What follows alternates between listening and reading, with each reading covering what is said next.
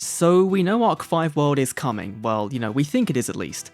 And I've seen so many people online worried because Arc 5 means Pendulums, but it doesn't mean that's all we're getting, and I think people are kind of forgetting that. So today we have a ton of evidence and a ton of prediction speculation as well as to year 1 of Duel Links' Arc 5 World being very, very light on the actual Pendulum stuff, and why it's just a continuation of what we have now, and how Konami's been doing things for the past year. So let's dive in, let's take a look, and hopefully you guys enjoy the video.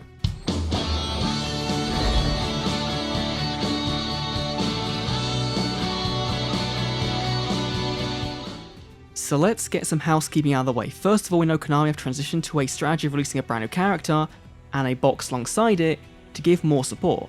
We also know they've been slowly bringing in more skills that work for consistency. Your anime deck is now more important in Duel Links rather than having a generic skill. We also know that every year we get 4 new world characters, 4 current world characters, and 4 legacy characters, and that's been for the past 3 years. So overall, from September to the end of 2022, we'll have 8 brand new Arc 5 characters, and that's been the same for Zexal for Dark Cementor's World and the aftermath of 5Ds. Now, I'm not saying that we're only going to get anime support Pendulum decks, of course we're not. We might see things like Dynamists, or Cliffort, or Metal Foes all kind of come in over the course of the year, and that's fine, but I'm focusing on the fact that our character unlocks, the main core component of Duel Links, is going to be very light on Pendulums, and you can kind of point all the way back to when Arc 5 first came out, and the whole point of the show, and an era of the game, was all about supporting older mechanics.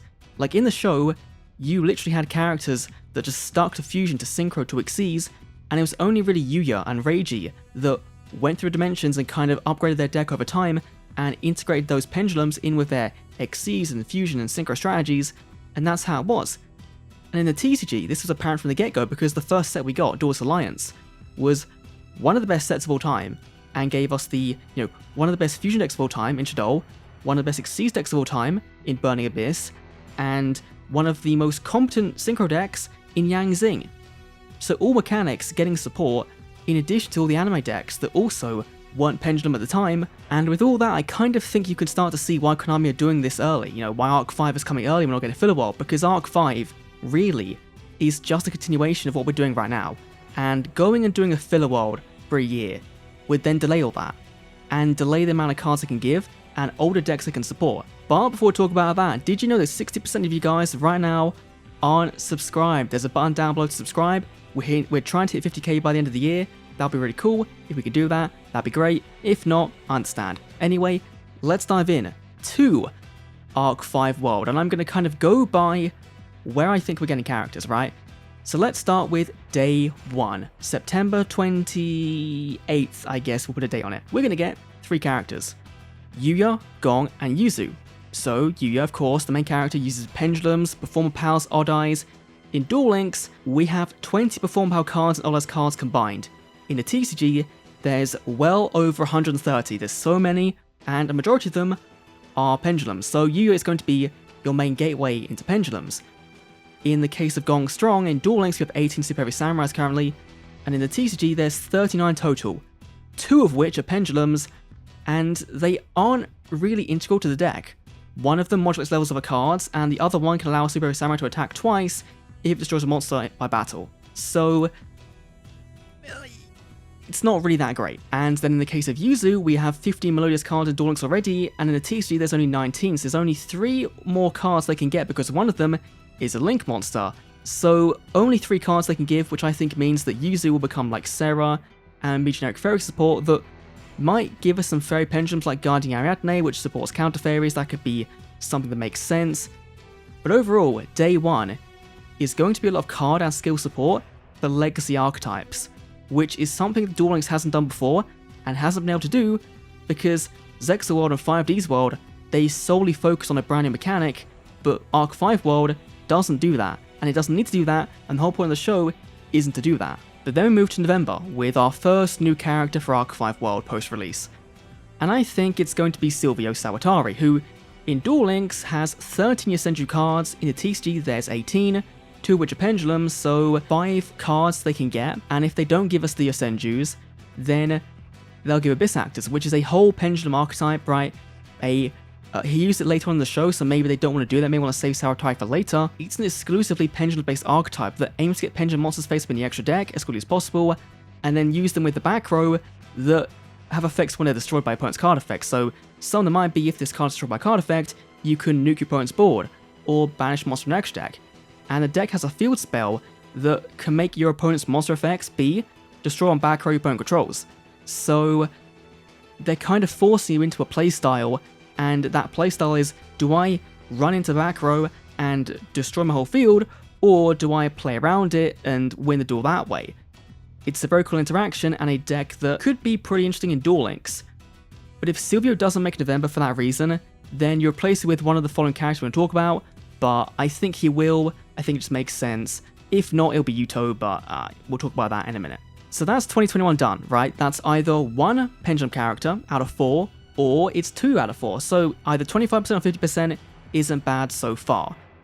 Then we go to 2022, in January, which we assume will be Declan Arcaba because it's always kind of been the slot for the rival, and Declan in Duel Links has 20 DD cards in it. But in the TCG there's 50, of which 22 are Pendulums, and 5 are XYZ, Synchro, and Fusions we're currently missing. So they could go down the route of saying, you know what, let's give those, these XYZ Synchro support and then put the Pendulums in the box, or they could give us some of the weaker Pendulums and that will be kind of fine. But it's still an older archetype, and Duel Links getting support via skills and cards that we don't really see happen in a brand new world, aside from Dark Cementer's World, but then again, nothing really got support there, just kind of random stuff. But then we move on to the rest of the year. Here's where things kind of divert all the way away from Pendulum. So we have Sora, who uses Fluffle and Fright Furs, and you'll know this is a this is a fusion-based archetype that probably in Duel Links will be really good. It has a whopping 3 Pendulum cards, and they were only manga cards, so they weren't really used in the core TCG decks until later on, and even then they didn't really see that much play. The deck's core goal is to summon out big fusion monsters, which all are pretty darn scary, and a lot of them require some specific edge imp cards to go alongside the cutesy floral monsters, and the deck itself has some really good consistency spell cards, like Fright for Patchwork, which basically searches you out polymerization, and edge imp, so all you really need is Patchwork plus a Fluffle, and then you have combo. I could see that being in a wave 2 of support, right? The early support will be some generic stuff, Toy Vendor, Fluffle Dog, the early stuff, some of the lesser good fusions, but it's a fan favorite deck that doesn't need its Pendulums, so you can kind of just get rid of Pendulums from that equation. Then we have Shun, Shei Kurosaki, which is the Raid Raptor guy, and these are an exclusively XYZ archetype. They have 1 Link monster, but aside from that, they're only XYZ. And basically they're the Black Wings of Synchro Summoning. In fact, a ton of Black Wings most generic cards like Zephyros the Elite, they can just be put right in the deck and kind of work quite nicely with it, which is kind of nice.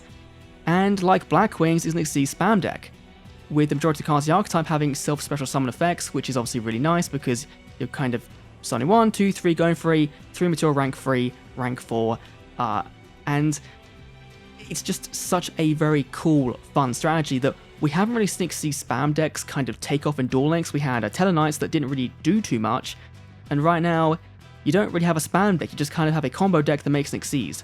And the deck's XYZ lineup is overall pretty solid, that mostly focus on hurting the opponent's monsters by things like reducing their attack, or destroying them, or being able to tap monsters multiple times, and they're made possible by ranking up in different levels via rank up magic spell cards, which we should be introduced to in Zexal World, Before we get Shei, it kind of makes sense that we have, these Zexal rank up cards coming to Duel Links that we will eventually see, but that's why I think that this guy, Shei, is going to be way, into next year, towards kind of around this time, around the summertime, will be when we see him, because rank up magic is kind of important to this deck. And a lot of his cards, his early XYZs, kind of focus on anti-special summon decks, so things like fusions or synchros, because it makes sense in the lore of the show, where Shei's character was at war against Sora's character, a fusion user, so you can kind of see where that starts to make sense. Also, in recent TCG support from Phantom Rage, Raid Raptors have been combined and reworked to be used with Yuto's archetype, which also focuses on XYZ summoning, which is Phantom Knights, which is one of the most beloved TCG archetypes, and it's in a varying level of success over the years, being used in things like PK Fire, which is Phantom Knight and Burning Abyss, or PK Speedroid, which is kind of self-explanatory, among others. And more so than being a straight core deck, it has a very, very good chance of being the next good engine you use in your Duel Links deck. It has a lot of focus on the graveyard and recurring effects in the graveyard to search for spell cards or special monsters. It uses trap monsters as well in the Dark type that also have graveyard banishing effects, so it's kind of like Odeon's playstyle kind of evolved, turned up to 100, and there are some very, very good trap cards like the Phantom Knight's Fogblade, which is a Fiendish Chain, but can also banish yourself from the graveyard, especially on a PK from a graveyard. But 2-in-1 for a trap card is very nice. And of course, being an XYZ deck, you are focusing on XYZ summoning monsters, and in terms of PKs, it's really low level stuff. But they do have one of the best generic rank 3 XYZs in the archetype in the Phantom Knight's Breaksword, which is incredible. Detach 1 to pop 1 card you control and 1 card your opponent controls, and on destruction, it floats into 2 PKs from a graveyard, but the levels are increased by 1. So what you would do is you would summon this, pop a card, it gets destroyed, then you go into a rank 4 that, if you're playing a Yuto deck, will be Dark Rebellion XYZ Dragon, and if not, could be a Raider's Knight, that kind of thing, which XYZ Dragon is another Dimension Dragon, another card that will eventually be a box cover card for us, that can halve the opponent's monster's attack and add it to itself, and then further upgrade itself with rank up magic cards into Arc Rebellion, into Dark Requiem, and the PK deck itself also uses those rank up magic cards as well, so there's a lot of synergy there between them and Raid Raptors and rank up magics. And finally, the year 1 characters, I think, out of the choice we have, is Serena, who we have her archetype in Duel Links already, and that's Lunar Lights, which you might be sitting there thinking, oh god, what's happening? More Lunar Light support? Really?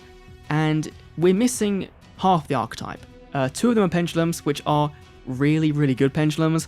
One of them, Wolf, is basically a polymerization when it's in the scale of your field and graveyard, and Tiger was banned in TCG because she could kind of facilitate some rank 4 spam decks being really easily loopable because her effect isn't a hard once per turn. Yeah, we're missing 2 fusions, a very powerful spell card, and some main deck monsters that will 100% be in that strategy that will make them very good, but still again, it's an old archetype we have in Duel Links getting more support, right, via cards and skills, and they won't skip Serena.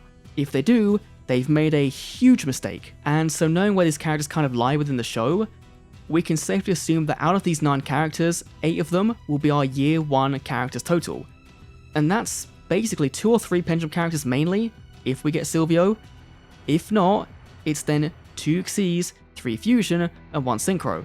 So we're going to be getting, as well as older Arc 5, as well as an Arc 5, older Zexal characters, and potentially older Synchro characters and older GX characters still in our 4 extra legacy slots, we're going to be seeing still more Fusion, more Synchro, more XYZ be more prevalent than more Pendulum. And if you want to go even further into the future, with our 2 remaining U-Boys, we have Yuri with Predaplants and Yugo with Speedroids, 2 decks that are already in Duel Links, but do have a huge chunk of their cards missing.